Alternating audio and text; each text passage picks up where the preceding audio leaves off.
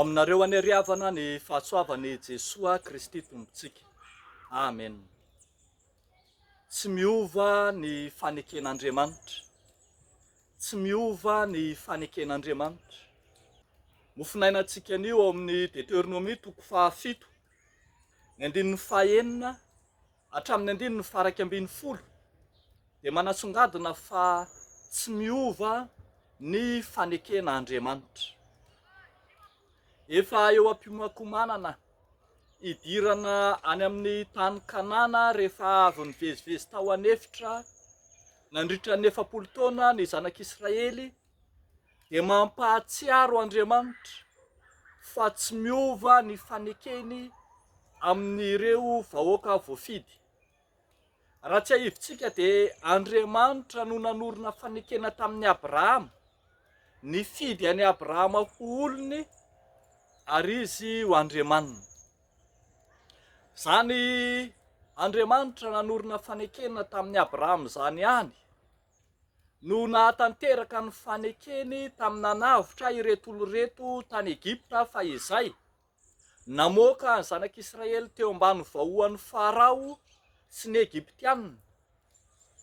Ary mbola zany faneken'Andriamanitra zany ihany no nempitana ny ranomasina mena sy nahafahany zanak'Israely niaina tao anefitra nandritra ny 40 taona ka afaka niaina izy na dia tany amin'ny tany efitra ary.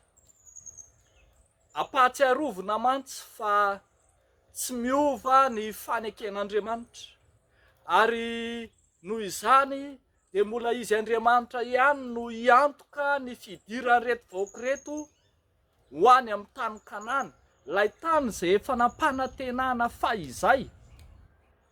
Dia indro ampahatsiarovin'Andriamanitra fa ho tanterahany satria tsy miova ny fanekeny. Koa satria tsy miova ny faneken'Andriamanitra dia misongadina amin'izany fa Andriamanitra mahatoky amin'ny teniny izy, ka izay teneniny tsy maintsy ataony, ary izay ataony tsy maintsy ambarany. Izay teneniny tsy maintsy ataony, ary izay ataony tsy maintsy ambarany. Andriamanitra mahatoky Andriamanitra, ary asehony fa noho ny amin'ny fanekeny, noho ny amin'ny fihazonan'ny fanekeny no antony nanaovany izany rehetra izany ho an'ny zanak'Israely. Arak'izany dia hitantsika eto fa tsy noho ny ezaka madiodio an'ny zanak'Israely tsy akory, tsy noho ny tanjany na ny heriny, tsy noho ny amin'ny hamaroan'ny isany, tsy noho ny amin'izay mety ho hery manokana ho azy, fa tena Andriamanitra mahatanteraka ny fanekeny. Raha jerena sy lanjaina mantsy izay maha-izy azy ny zanak'Israely, dia tsy manana tanjaka mihoatra noho ny firenena manodidina izy. Ny firenena manodidina atao mahery sy matanjaka noho izy, saingy Andriamanitra mihitsy ilay miazona ny fanekeny no mampandresy azy, no mampamenatra ny fahavalo, no niaro azy mandrakariva. Na dia miova ny toerana, ny faneken'Andriamanitra kosa tsy miova. Na dia mitsimbadika ny vanim-potoana, ny faneken'Andriamanitra kosa maharitra mandrakizay. Ary zany raha teo no toetra ny fanekena, ny antsoina hoe fanekena dia mandrakizay, maharitra mandrakizay ny faneken'Andriamanitra, tsy miova hatramin'ny taranaka mifandimby. Ary zany faneken'Andriamanitra tsy miova zany no mbola nitanterahany tao amin'i Jesoa Kristy, ilay rano fanekena vaovao izay nalatsaka ho an'ny rehetra ho famelan-keloka. Tao amin'i Jesoa Kristy no nitanterahany ilay fanekena vaovao, ilay fanavotana, ilay famonjena ho an'ny olona rehetra. Andriamanitra mihazona ny fanekeny no nanolotra an'i Jesoa Kristy teny amin'ny hazo fijaliana ho famonjena sy ho fanavotana antsika.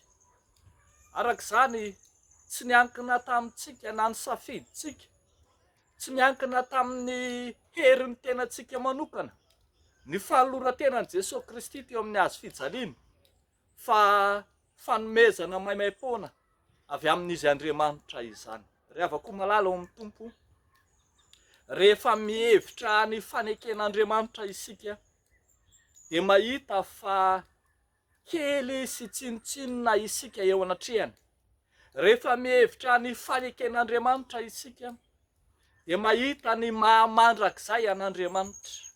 Rehefa mihevitra ny faneken'Andriamanitra isika, dia mahita ny mampivadibadika atsika. Andriamanitra kosa ilay mihazona ny fanekeny mandrakariva. Andeha ane alaitsika sary an-tsaina ireo karazana fanekena maro izay efa nataontsika. Ny fanekena teo amin'ny batisa, teo mamparay fanasan'ny tompo, teo anivon'ny sampana, teo amin'ny mahadekona, mampiandry, mampitandrina. Maro tamin'izy ireny no efa nivadiantsika, efa tsy narahantsika, ary misy amin'izy ireny ary tsy tadidintsika akory. Tsy mba tahaka izany Andriamanitra sy ny fanekeny, fa izy ilay mihazona ny fanekeny mandrakizay, ary izy no mahatanteraka ny fanekeny amintsika. Andriamanitra ry havako dia mahazona ny fanekeny na dia tsy mahazona ary isika. Andriamanitra dia tsy miova na dia miovaova ary isika. Andriamanitra mahatono teniny na dia tsy mahatono tenintsika ary isika. Tsy azontsika ampitahaina amin'Andriamanitra na oviana araka izany ny herintsika, ny fahafahantsika, ny amin'izay maha isika, fa lavitra loatra ny fitiavan'Andriamanitra. Rehavako malala, maharitra mandrakizay ny faneken'Andriamanitra. Efa nitanterahany tao amin'ny Jesosy Kristy izany, ilay tompo sy mpamonjy izao tontolo izao. Ianao koa ry havako, amin'ity andro anio ity, ivereno ifantohana indray ny faneken'Andriamanitra, ilay tsy miova, omaly sy anio ary mandrakizay. Ivereno indray andinianao tena ny fanekena izay efa nivadianao tamin'Andriamanitra, hiverenanao indray amin'ilay Andriamanitra marina. Dia mampahery atsika amin'ny anaran'i Jesosy ry havako, ilay tsy miova, omaly sy anio ary mandrakizay. Hivavaka isika. Raha eo misaotra anao zay eo amin'ny Jesosy Kristy zokinay, ilay Andriamanitra mahatoa sy mihazona ny fanekenao, na dia fatra-piodina sy fatra-pivava, vadika ary izahay, dia Andriamanitra mahatoky sy marina ianao. Ankehitriny izahay, mametraka eo am-pelantananao ny fanekena rehetra izay efa nataonay, mba ho voazonay eo anatrehanao izany, mba ho mpanompo mahatoky amin'ny teny izahay, ary mahatoky amin'ny kely ho tendrena hanapaka ny be. Amin'ity anio ity izay dia mitondram-bavaka manokana tompo, ireo rehetra very asa, ireo mitady asa, ireo izay mitady izay hamelomana ny ankohonany, ireo izay sahirana amin'ny fandavirariana adidiny ao an-tokantrano. Enao Jesosy hamangy azy ireny, hiaino ny feon'ny fitarainany, ary raha sitraka ao Jesosy, miaino vavaka ka mamalia. Amin'ny anaran'i Jesosy Kristy tomponay. Amen.